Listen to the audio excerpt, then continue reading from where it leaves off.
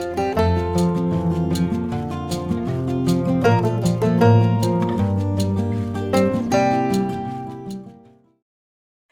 this is Chantal from the Purring Cat Studio and welcome back to my channel.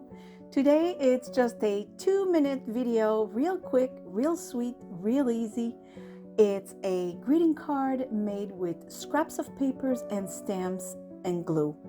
I did add some white gesso, but you could also add some diluted white acrylic paints. If you don't have white gesso, it will do the trick.